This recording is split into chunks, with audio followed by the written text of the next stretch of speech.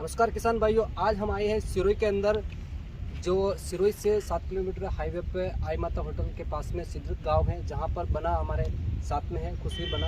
तो खुशवीर बिना कुछ दिन पहले हमारे यहाँ पे आए थे चित्तौड़ में, और मेरे श्री सावरिया बायो प्लांटेक के बगीचे विजिट किए।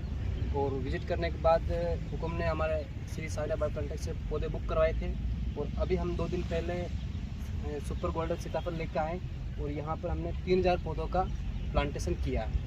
तो मैं ये पूछना चाहता हूँ हुकुम से कि जो आपने हमारे श्री सावरिया बायो प्लांटेक से जो सीताफल सुपर गोल्डन लगवाए हैं, तो आपके एरिया में हुकुम ये पहला बगीचा है। तो पहला बगीचा आपके यहाँ पे है, और आपने मतलब आपकी क्या थॉट बनी, जो मतलब आपके एरिया में अभी तक तो सीताफल के बगीचे कहीं है नहीं, और आपने ये विचार बनाया कि सीताफल लगाने चाहिए। तो उसके बारे में आप हमारे किसान भाइयों को कुछ संदेश दीजिए कि आपके इसके पीछे क्या मोटो है कि सीताफल लगाएं।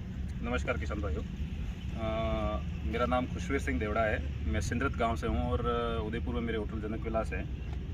अभी कुछ 4-5 महीने पहले 6 महीने पहले से मेरा मानस तो बन रहा था। हमारे यहाँ पे भी अब हॉर्टिकल्चर की तरफ लोगों का रुझान हो रहा है। पहले हम लोग ट्रेडिशनल खेती और इन्हीं में ज़्यादा था, यहाँ बहुत कम है अभी भी हॉर्टिकल्चर। लेकिन अब धीरे धीरे हमारे यहाँ एक किसान है, उन्होंने अनार डाले और अनार से अब धीरे धीरे लोगों में थोड़ी जागृति पैदा हुई। लेकिन क्योंकि मेरे पास में इतना टाइम था नहीं, कि अनार के अंदर बहुत हार्ड प्रैक्टिस है, बहुत ज़्यादा उसका ध्यान देना है, पेस्टिसाइड्स वगैरह, तो इसलिए हम लोग सोच रहे थे क्या डालें। तो पहले हम लोगों ने आंवले का डिसीजन लिया था कि पूरे 40 बीघे में हम आंवला डालने का सोच रहे थे। तो उसमें से कुछ मैंने 15-16 बीघे में आंवले लगा भी लिया था। फिर बाद में हमारे जो दूसरे वाला खेत जो अभी आपको दिख रहा है, इसके अंदर भी हमारा आंवला लगाने का प्लांटेशन का ही मन था। उसी दरमियान मैंने किसी लोगों से मुझे सजेस्ट किया और मैंने कहीं वीडियो भी देखा, और सीताफल के लिए मेरे को थोड़ी सी क्यूरियोसिटी हुई मन में कि सीताफल को देखें कैसी पैदा है इसका। मैंने कहा सारे आंवले नहीं लगा के एक से दूसरी फसल भी हो जाएगी। तो उसी दरमियान मैं कुछ सर्च कर रहा था, तो पहले मैंने किसी एक दूसरे आदमी से संपर्क किया, लेकिन वो थोड़ा उसका सही बैठा नहीं, उसने टाइम पे जवाब दे दिया। तो फिर मैंने कहीं यूट्यूब पे नारायण जी के बारे में यूट्यूब पे इनका कहीं देखा मैंने वीडियो, और मैंने इनको उस पर नंबर थे तो कॉल किया, और उसके बाद में इन्होंने काफ़ी अच्छे से रेस्पॉन्स किया। और मैं इनके वहाँ पे चित्तौड़गढ़ इनकी नर्सरी का भी विजिट किया, श्री सावरिया नर्सरी का।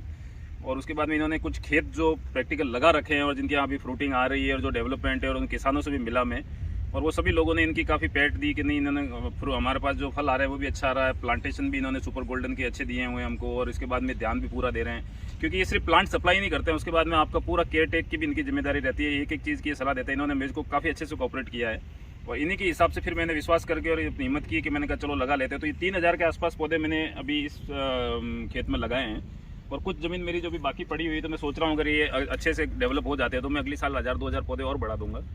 तो नारायण जी ने पूरा विश्वास दिलाया है कि आपके प्लांट लगाने से लेके इसकी मार्केटिंग तक का पूरी जिम्मेदारी हम लोग हैं, हम लोग करवाएंगे, आप निश्चिंत होकर लगाइए। और मेरे हिसाब से शायद सिरोही जिले के अंदर मैं पहला इंसान हूँ जिसने सीताफल की खेती की है अपने अंदर।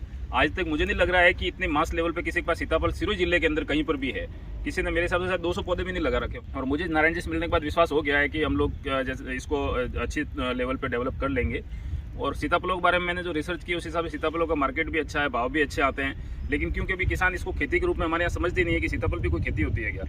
तो इसलिए एक बार अगर देखते हैं हम लोग, अगर इसमें सफल होते हैं धीरे धीरे, तो किसानों को और भी रुझान बढ़ेगा इसकी तरफ। और नारायण जी की तरफ से भी हमको पूरा सहयोग है, और ये यहाँ टाइम टू टाइम इनकी विजिट भी रहती है। इनके पास में इसके लिए डॉक्टर भी हैं जो अपने एक एग्रीकल्चर डॉक्टर हैं, जो आपको टाइम टू टाइम सलाह भी देते रहते हैं, कौन सी आपको दवाइयाँ डालनी है, कौन सा खाद बीज डालना है, किस समय पर आपको क्या करना है। तो अगर इनको सही तरह से ये बोल रहे हैं कि अगर आप सही तरह से प्रैक्टिस करेंगे तो काफ़ी अच्छी इसमें डेवलपमेंट होगी और काफ़ी अच्छा रिटर्न देगा।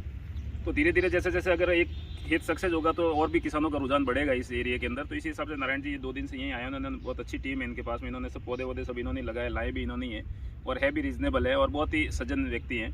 और मैं इनका वहाँ पे भी पूरा देख के आया हूँ चित्तौड़ में, तो सब लोग इनसे सेटिस्फाइड है, जो किसानों से भी मिला हूँ मैं।